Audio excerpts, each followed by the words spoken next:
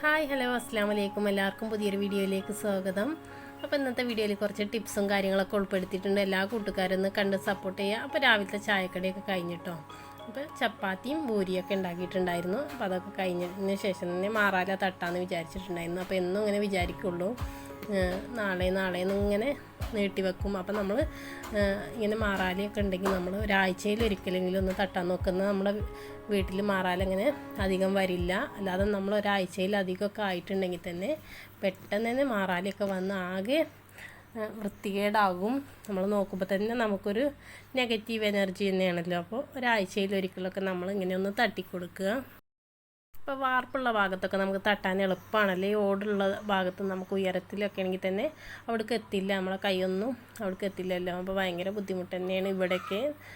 പിന്നെ അതാ വെളുത്തുള്ളിയൊക്കെ ഒന്ന് തൊലിച്ച് വെക്കാമെന്ന് വിചാരിച്ചു. എനിക്ക് ചെറിയ മക്കളുണ്ടായതുകൊണ്ട് തന്നെ എപ്പോഴും അതിനുള്ള ടൈമൊന്നും കിട്ടില്ല. അപ്പോൾ കുറച്ച് ഒന്ന് തൊലിച്ചിട്ട് തന്നെ ചതച്ചെടുത്ത് വെക്കാമെന്ന് വിചാരിച്ചു കേട്ടോ. അതാ നെടുക്കൊന്ന് കീറിയിട്ട് ഇങ്ങനെ കൊടുക്കുകയാണെങ്കിൽ നമുക്ക് എളുപ്പത്തിൽ തൊലി കളഞ്ഞെടുക്കാവുന്നതാണ്. അപ്പോൾ അതാ കുറേ വെളുത്തുള്ളി ഇഞ്ചിയൊക്കെ തൊലിച്ചെടുത്തിട്ടുണ്ട്. ഈ ഒരു സമയത്ത് തന്നെ ചോറൊക്കെ വെന്തിട്ടുണ്ട്. നമ്മൾ പെട്ടെന്ന് തന്നെ ജോലി തീരാൻ വേണ്ടിയിട്ട് തന്നെ ഒരു ജോലി മാത്രം നോക്കിയിട്ട് കാര്യമില്ല. എല്ലാ ജോലികളും തന്നെ ഒരേ ടൈമിൽ ചെയ്യേണ്ടി വരും. നമ്മുടെ സമയം അധികം കളയാതെ പെട്ടെന്ന് ഓരോ ജോലികൾ ഒന്ന് കഴിഞ്ഞാൽ ഒന്നെന്നുള്ള രീതിയിൽ ചെയ്യാൻ നോക്കുക. അങ്ങനെ ഇതാ ചോറൂറ്റലൊക്കെ ഇവിടെ നടക്കുന്നുണ്ട്. നമ്മുടെ ഇഞ്ചി വെളുത്തുള്ളിയൊക്കെ നന്നായിട്ട് തന്നെ അരച്ചെടുത്തിട്ടുണ്ട്. കുറച്ച് വെള്ളം കൂടുതലായിട്ട് തന്നെ അരച്ചെടുത്ത് അങ്ങനെ സൂക്ഷിച്ച് വെക്കാറാണ്. പിന്നെ മീൻ കിട്ടിയിട്ടുണ്ടായിരുന്നു, CD മുള്ളൻ, അതുപോലെ DC എന്നൊക്കെ പറയുന്നൊരു മീനാട്ടോ, പേര് ഓർമ്മയില്ല. അപ്പോൾ ഈ ഒരു മീൻ മക്കൾക്കൊക്കെ നല്ല ഇഷ്ടമല്ലേ മീനാട്ടോ. അപ്പോൾ അത് മീനിലൊരു മരുന്നിൻ്റെയൊക്കെ ഒരു ചുവ നമുക്ക് തോന്നാറുണ്ടല്ലോ ചില ടൈമിലൊക്കെ. അതുകൊണ്ട് തന്നെ അപ്പസോഡയും മഞ്ഞൾപ്പൊടിയും ഉപ്പൊക്കെ ഇട്ട് ഒന്ന് കുറച്ച് നേരം വെക്കുക. നമ്മുടെ മീനിൽ വല്ല വിഷാംശം ഉണ്ടെങ്കിൽ നമുക്കൊന്ന് കുറച്ചൊക്കെ ഒന്ന് പോയി കിട്ടുമെന്നുള്ളൊരു സമാധാനം ഉണ്ടാവുമല്ലോ നമ്മൾ കഴിക്കുമ്പോൾ. മക്കൾക്കൊക്കെ കൊടുക്കുന്നത് അല്ലേ. അപ്പോൾ ഇത് എങ്ങനെയൊക്കെ വരുന്നതാണ് നമുക്കറിയില്ലല്ലോ. അപ്പോൾ ഇത് മീനൊക്കെ ഒന്ന് മസാല പുരട്ടി വെക്കാൻ വേണ്ടിയിട്ട് തന്നെ ഒരു മഞ്ഞൾപ്പൊടി 1 സ്പൂണ്, 1 സ്പൂണ് മുളക് പൊടി, കാശ്മീരി ചില്ലി പൗഡർ 1 സ്പൂണ്, ആവശ്യത്തിനുള്ള ഉപ്പ്, സുർക്ക, വെളിച്ചെണ്ണ ഒഴിച്ച് കൊടുക്കുക.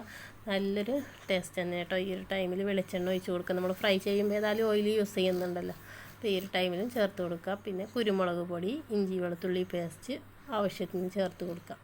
ഇതെല്ലാം മിക്സ് ഇട്ടിട്ട് തന്നെ നമുക്ക് നമ്മുടെ മീൻ ഇതിലേക്ക് ഇട്ട് നന്നായിട്ട് തന്നെ ഒന്ന് മസാല പുരട്ടി വെക്കാം. ഇതിലുള്ള വെള്ളമൊക്കെ നന്നായിട്ട് തന്നെ വാർത്തെടുക്കണം കേട്ടോ. വെള്ളത്തിൻ്റെ അംശമൊക്കെ ഉണ്ടാവും. ഇതാ ചോറ് അവിടെ ഊറ്റിക്കൊണ്ടിരിക്കുക തന്നെയാണ്. ഈ ചോറ് ഊറ്റിയെടുക്കുന്ന ടൈമിൽ നമ്മൾ ചൂടുവെള്ളമൊക്കെ ഉണ്ടെങ്കിൽ നമ്മൾ കുറച്ച് കൂടുതലായിട്ട് തന്നെ ചോറിലേക്ക് ഒഴിച്ച് കൊടുക്കുക. എന്നിട്ട് കൊഴുപ്പില്ലാത്ത രീതിയിൽ വെള്ളമായി കിട്ടണം.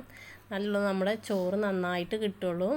അപ്പോൾ അതാ ഞാൻ കുറച്ച് കൂടുതലായിട്ട് തന്നെ കുടുക്കയിൽ നിന്നുകൊണ്ട് തന്നെ വേറൊരു പാത്രത്തിലേക്ക് മാറ്റിയിട്ട് കുറേശ്ശെ വെള്ളം നന്നായിട്ട് തന്നെ ഒഴിച്ച് കൊടുത്തിട്ട് അങ്ങനെ നമ്മുടെ മീനൊക്കെ മുളകിട്ട് കൊടുത്തിട്ടുണ്ട്. ഇനി ഇതൊരു 10 മിനിറ്റെങ്കിലും കുറഞ്ഞതൊന്ന് റെസ്റ്റ് ചെയ്യാൻ വെക്കണം. നമുക്ക് അരമണിക്കൂർ അല്ലെങ്കിൽ രാവിലെ മസാല പുരട്ടി വൈകിട്ട് വരെ നമുക്കിതുപോലെ മസാലയൊക്കെ ആക്കി വെക്കാവുന്നതാണ്. ഫ്രിഡ്ജിലൊക്കെ സൂക്ഷിക്കുമ്പോൾ അതുപോലെ മസാല പുരട്ടിയിട്ട് സൂക്ഷിക്കാതിരിക്കാൻ ശ്രദ്ധിക്കുക. ഫ്രിഡ്ജിൽ വെള്ളത്തിൻ്റെ ഈർപ്പുണ്ടാവും, അതുകൊണ്ട് തന്നെ ടേസ്റ്റൊക്കെ കുറയാൻ സാധ്യത ഉണ്ട്. അതുകൊണ്ട് ഫ്രിഡ്ജിൽ അധിക സമയമൊന്നും ഫ്രീസറിലൊന്നും വെക്കാതെ, മസാല പുരട്ടി ഫ്രീസറിൽ വെക്കാതിരിക്കാൻ ശ്രദ്ധിക്കുക.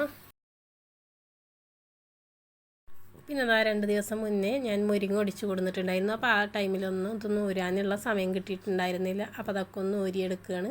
അപ്പോൾ 2 ദിവസം ആവി കയറാത്ത പാത്രത്തിലോ അതുപോലെ തന്നെ കവറിലൊക്കെ ആക്കി വെക്കുകയാണെങ്കിൽ നമ്മുടെ മുരിങ്ങയ്ക്ക് ഒരു കേടും ഉണ്ടാവില്ല കേട്ടോ. നമുക്കൊരാഴ്ച വരെ സൂക്ഷിക്കാവുന്നതാണ്. നമുക്ക് സമയമൊന്നും ഇല്ലാത്തത് കൊണ്ട് തന്നെയാണ് അങ്ങനെ ചെയ്തിട്ടുണ്ടായിരുന്നത്. അപ്പോൾ ഈ ഒരു മുരിങ്ങ 2 ദിവസം വരെ സൂക്ഷിച്ച ഒരു മുരിങ്ങ കേട്ടോ. അപ്പോൾ ആ മുരിങ്ങ താളിക്കാൻ വേണ്ടിയിട്ടാണ് കേട്ടോ അതൊന്ന് ഊരിയെടുക്കുന്നത്. മുരിങ്ങ താളിപ്പ് മലപ്പുറത്തുകാർക്ക് പ്രിയപ്പെട്ടതാണ് കേട്ടോ. അപ്പോൾ അതിൻ്റെ റെസിപ്പി എന്ന് പറഞ്ഞാൽ ചെറിയുള്ളി നന്നായിട്ട് തന്നെ വാട്ടിയിട്ട് അതിലേക്ക് പച്ചമുളക് ഇട്ട് കൊടുക്കുക. എന്നിട്ട് കഞ്ഞിവെള്ളം ഒഴിച്ച് കൊടുത്തിട്ട് തന്നെ തിളച്ച് വന്നാൽ നമ്മുടെ ഈ മുരിങ്ങ ഒന്ന് വേവിച്ചെടുക്കുക. അധികം ടൈമൊന്നും വേണ്ട മുരിങ്ങ വേവാൻ. പിന്നെ ഈ ഒരു പുട്ട് ഫ്രിഡ്ജിൽ പൊടി സൂക്ഷിച്ച് വെച്ചതാണ് കേട്ടോ. വെള്ളത്തിൽ നനച്ച പൊടി 2 ദിവസം സൂക്ഷിച്ച് വെച്ചതാണ്. പക്ഷേ എന്താ സംഭവിച്ചറിയില്ല, പുട്ടിൻ്റെ കളറ് മാറിയൊക്കെ കേട്ടോ. പിന്നെ അതാ മീനൊക്കെ ഫ്രൈ ചെയ്ത് വെച്ചിട്ടുണ്ട്. പിന്നെ അത് നാത്തും വന്നെന്ന് ബിരിയാണി വെക്കാമെന്ന് വിചാരിച്ചിട്ടുണ്ടായിരുന്നു. അപ്പോൾ അതിനുള്ള ഒരുക്കങ്ങൾ ബിരിയാണി ഉണ്ടാക്കാൻ ഇങ്ങനെ തുടങ്ങുമായിരുന്നു. അപ്പോൾ അടുത്ത കുറച്ച് വീഡിയോസ് ആട്ടോ, നല്ല തിരക്ക് തന്നെയായിരുന്നു.